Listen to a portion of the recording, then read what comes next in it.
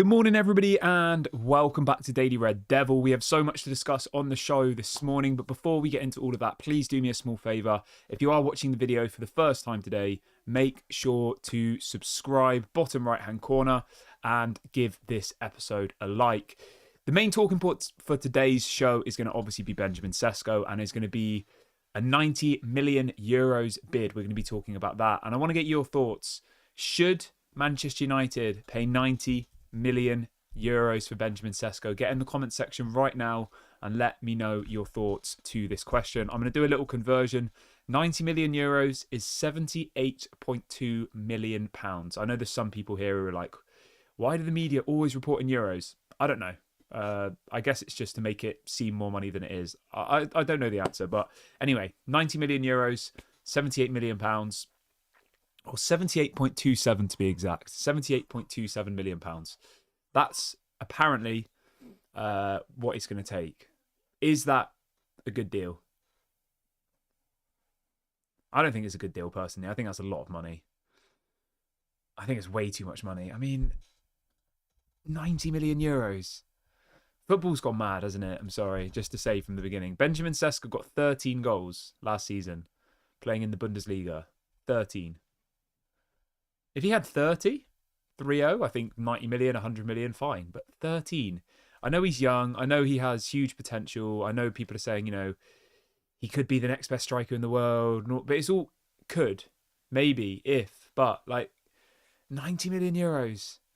So just to give you the news, get your thoughts in the comment section. Should Manchester United pay 90 million euros for Benjamin Sesko? So the news that broke last night is that Newcastle have now submitted a 90 million euros bid, which is 78.27 million pounds.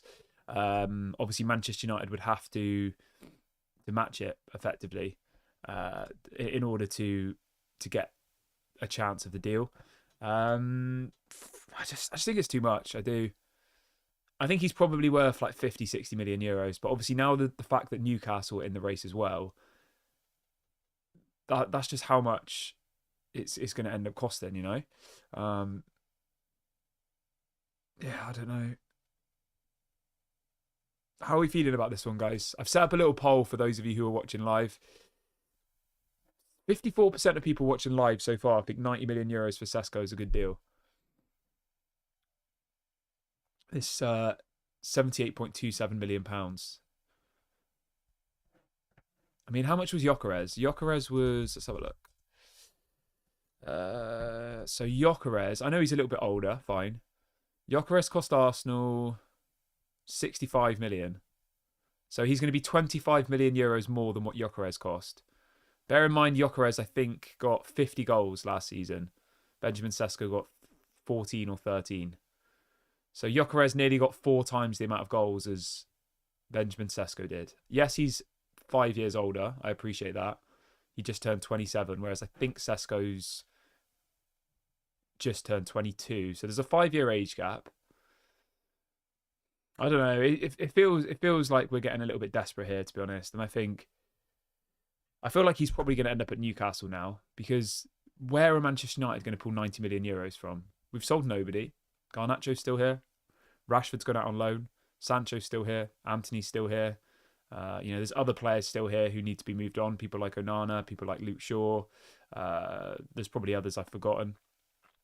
There's Casemiro's another one. You know, there's probably 10 players that should have left this summer. Casemiro, Sancho, Rashford, Antony, Garnacho, Luke Shaw, Onana, maybe a few others as well. You know, as well as Eriksen, Lindelof, and Johnny Evans. That's probably about 10 or more players. And obviously Johnny Evans, Eriksen and Lindelof have left, but that's because their contract expires. We didn't actually do anything actively to get rid of them. They just, you know, their contract was up and they went. So, yeah, I don't know. I just don't really see where we're going to get 90 million euros from when we've sold nobody. Obviously, these deals are structured over like a longer period of time. So it's not like we'd have to literally pay 90 million euros today. It would be done over like a 3, 4, 5, 6-year period, of course. But yeah, I don't know. I'm not really sure what the answer is in this one. My heart is telling me that it is too much money. and that we're now in a race with a team who, let's be honest, right? Newcastle are just trying to make themselves not look stupid. They lost out on pretty much every one of their first choice targets this summer, and realistically, they probably don't want to lose out on this one as well. That's like the fact of the matter here, you know? That if you look at all the targets that Newcastle had, they pretty much got none of them. So they're going all out for Benjamin Sesko. Now, obviously, there is an element to this where, you know, apparently Benjamin Sesko is going to have a say in the decision. And, you know, he's only going to move to a club that he actually wants to move to. And supposedly people are saying, you know, if Manchester United bid for him, he will accept it. I don't know. I'm not sure what to think about all that, to be honest. I think, you know, if we offer 50 million and Newcastle offer 90 million, I'm pretty sure he's going to go to Newcastle. So it's all good and well saying, oh, well, if he wants Manchester United, they might do it for less. I just don't really see why RB Leipzig would do that. He's their player, right? If they can get 90 million from Newcastle and 60 million from us, why would they accept our offer? Like, it doesn't add up. And I just don't see a world in which Manchester United offer 90 million euros for Benjamin Sesko. I just don't think that will happen. Now, obviously, there's some links with what's he called? Højlund. There's some links with Højlund going the other way, going to RB Leipzig. I mean, I'd be happy with that. I'd be very happy with that. But again, will that happen? That's the big question, you know. I'm not convinced that we will see Højlund leave the club. I think he wants to. Well, we know he wants to stay. We know that he, you know, he's very, very happy. We know that he's very happy at Manchester United. And we also know that realistically, RB Leipzig is a step down for Rasmus Højlund. You know, they're not in the Champions League either, like us. So it's not like he's going to a team where he's going to get Champions League football. He's going to a different league. He's going to a lesser league, let's be honest. And he's still not going to be in the Champions League. So, yeah. I think we do always still have the option of going for Ollie Watkins, which I know some people are going to be frustrated about. But I just don't understand how Manchester United will be able to pull this deal off now. Newcastle have offered 90 million euros. That's mental. I'm sorry. Do you not think that's absolutely crazy, that amount of money? 90 million euros for Benjamin Sesko, 22-year-old with 13 goals last season. I just don't understand. I mean, if he's worth that amount of money, right? Garnacho should be worth the same amount of money based on that. Garnacho's 1 year younger, playing in the Premier League, similar amount of goals, playing as a winger. So if Benjamin Sesko is valued at 90 million euros, why are we struggling to sell Garnacho for 30? These are the things that don't really add up for me. With Benjamin Sesko, you're paying for potential. The same with Rasmus Højlund. Rasmus Højlund we paid like 70 million euros for potential. Anthony we paid 100 million euros for potential. This definitely does pose the risk of being another one of those types of deals. I think Benjamin Sesko is a much more complete player than both Anthony and Højlund, to be clear, but I just think 90 million euros is mental. It's absolutely mental. And I know we need a striker, and we have backed ourselves into this corner. You know, we had the option to sign Gyökeres, we didn't do it. We had the option to sign Osimhen. He's now gone to Turkey. We had the option to sign Jonathan David on a free. We didn't do it. So there's been lots of options out there for strikers that if we'd have gone all out on, maybe we wouldn't have got Gyökeres, but we could have got Osimhen, I think, easily. You know, if we said to Osimhen, come to Manchester United or go to Turkey, I'm pretty sure he's going to come to Manchester United.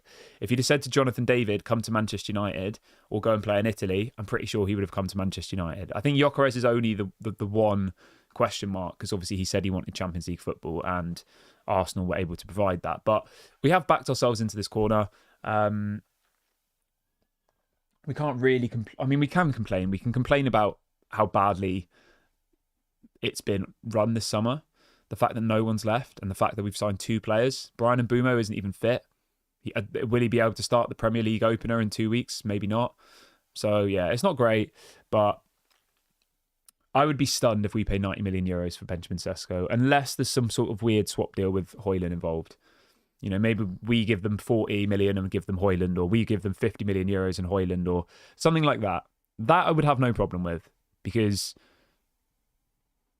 I mean, even then though, you know, if we gave them 50 million plus Højlund, that's still giving them 90 million euros, really, isn't it?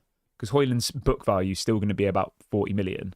So in relation to FFP, which is the most important thing here with transfers, if Højlund's book value is 40 million, right, and we give him to Leipzig and we give them 50 million euros as well, that's 90 million still. So even though it's like a swap deal, the book value is still going to be 90 million euros based on the player's value, Højlund, when you swap him, and the amount of cash you put forward. So although that's a feasible option, I think, yeah, I still wouldn't do it. Let's see what else people are saying in the chat. Somebody says, why are we not going for Mateta? I think Newcastle are looking at Mateta, no? Mate, I would take Mateta at this point. I would take pretty much anything at this point. I wouldn't take Dominic Calvert-Lewin. I wouldn't take... Who else would I not take? I definitely wouldn't take Dominic Calvert-Lewin, and I definitely wouldn't take Nicholas Jackson, but I'm open to pretty much all of the other options available at the moment, because we are kind of desperate now, aren't we? We've backed ourselves into this corner, and yeah, we desperately need to get something sorted. So hopefully we can do that. Whether or not we will, yeah, we'll see. Right, let's keep on the topic of strikers. We're going to now talk about Dusan Vlahovic. There's a story from Fabrizio this morning saying that apparently Manchester United have rejected the chance to sign Vlahovic. I mean, Vlahovic definitely feels desperate, doesn't it? So this is coming from Fabrizio. He's saying Manchester United have been offered the chance to sign Vlahovic in the last 3 days. Manchester United's response to Juventus was, we are focused on Benjamin Sesco. So they've effectively said, no, we don't want to sign Vlahovic. We want Benjamin Sesco. Manchester United are putting it out there publicly that their focus is on Benjamin Sesco, right? Literally, it's out there. All of the big journalists are reporting that our main target is Benjamin Sesco. Does that mean we're going to offer the 90 million euros? I mean, I just don't see it. You've got Jim Ratcliffe sacking every person at Carrington. You know, you've got him sacking the cleaners and the canteen staff and the people who are there probably on not much more than minimum wage. And then 2 months later, after he tells us that we were going to go bankrupt and that all of these sacrifices were required to save the club, 2 months later, he's going to spend 90 million euros on a player who's scored 13 goals for potential. Like, it just doesn't add up. So either he was lying to us about the need to get rid of all these working class people who were at the club, otherwise the club would have gone bankrupt, or whatever it was he said. By Christmas, he said, wouldn't it? Either he was lying about that, which is a possibility, obviously. It just doesn't add up. You know, if we go and sign him for 90 million euros now, like, what are all those people going to think who've lost their jobs, potentially lost their homes, lost their, you know, can't pay their mortgages? These normal working class people who've been told that the club they have to sacrifice them, otherwise the club would have gone under. And then they see them bring in a player who scored 13 goals for 90 million euros. I just don't get it. I don't get it at all. I know most people here just care about football and they probably don't care about the rest of the stuff, but still, it just doesn't add up. And if they're lying to us about that, which is pretty big, then like it makes you lose trust a little bit, you know. Maybe I'm overthinking it, but I just don't really get it. I don't get it. Al says, what about this discount for special clubs?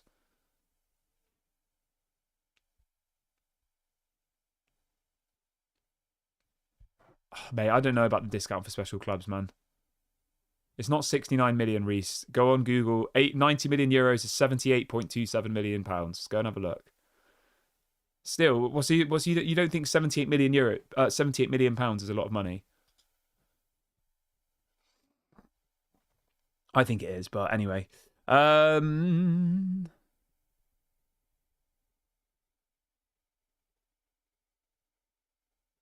It's always been the same. Well, it's always been 90 million euros since day one. I don't think it has, mate. Anyway, I think 90 million euros is a lot of money. Whether that was the same price Whether that's the price it was today or last week or the month ago, it's kind of irrelevant. The fact of the matter is, right, just take a pause. Newcastle United have submitted a bid to RB Leipzig, 80 million euros up front, plus 10 million euros of what are being described as easy to achieve add-ons. That's 90 million euros. Easy to achieve means things like play 10 times this season, score 5 goals. Easy to achieve. So it may as well be 90 million euros, is the point, okay? Into pounds, that's 78 million. 69 million guaranteed, plus about another 9 in add-ons. Easy to achieve add-ons. So, anyway, it's up to you guys. I think it's a lot. I think it's too much. But what do I know? Does that mean that we go for Vlahovic? No. The Man United are literally backed into a corner now. Newcastle are going hard for Benjamin Sesco. They've put in 2 bids. It's all up to Manchester United now.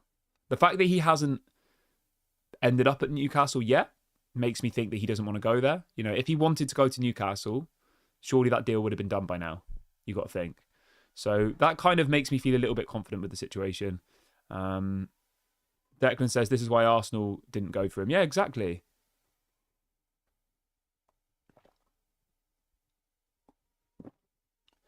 Exactly. The fact that Arsenal backed out of this deal and instead went for Gyökeres, that kind of sums it up, doesn't it? It's clearly not a very good deal. If one other club who are better than us at the moment, in a better position, have a better transfer policy, they walked away from the deal, right? That kind of tells you everything you need to know. Would we all agree that Arsenal are a better team than us right now? Would we all agree that Arsenal's transfer business has been better? They've bought Zubimendi. What have we got? They bought Zubimendi. They bought Gyökeres. They bought Madueke. Like, every single player that Arsenal have signed would get in our team. Every one of them. Even the goalkeeper they signed would get in our team. And he was the reject from Chelsea, Kepa. But anyway, we're obviously all entitled to our opinion. At the point of recording this video, Newcastle have submitted a 90 million euros bid, including add-ons, which is £78.27 million. And it's now all up to Manchester United to act effectively. Either we do the deal or we don't. Simple as that. But anyway, I'm going to wrap the video up here, guys. Thank you very much for watching the show this morning. I hope you all have an amazing day, whatever you're doing. I will be back tomorrow morning as normal. Please do make sure to drop a like, leave a comment, subscribe. This has been Daily Red Devil, and I'll speak to you all tomorrow. Bye for now.